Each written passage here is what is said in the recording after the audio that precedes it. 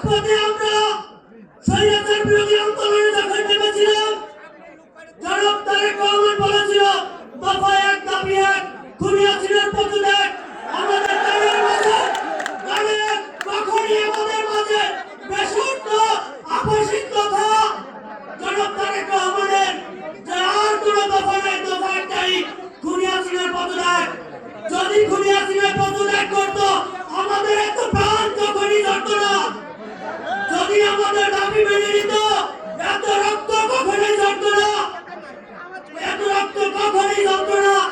আজকে নেলসন ম্যান্ডেলার দেখেই আমি খেতাব দিব না, খেতাব এই দেশের মানুষ দিব।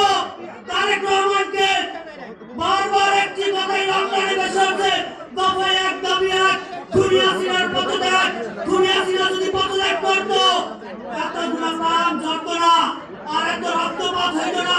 আজকে এই শহীদ পরিবার, আহত পরিবার, আমি 2টা বছর কষ্ট করতাম না। যদি খুনি হাসিনা পদত্যাগ হইতো, নেলসন ম্যান্ডেলার পদত্যাগ আমি দেব না। এইটা সাধারণ মানুষ জনগণ দিব। এই নির্বাচনে আল্লাহর রহমতে এই নির্বাচনে জনগণ দিব। আবার একটা দল দেখি একবার মানে নির্বাচনে আসে, আরেকবার নির্বাচনে আসে না। শুনলাম কয়েকদিন আগে একটা দল নাকি সরে গেছে। আরে তোরা দিলে স্বাধীনতার বিরোধী অপশক্তি 2071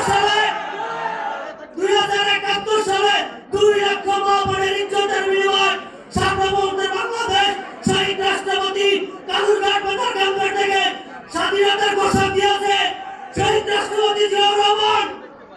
আজকে তোরা স্বাধীনতার অপশক্তি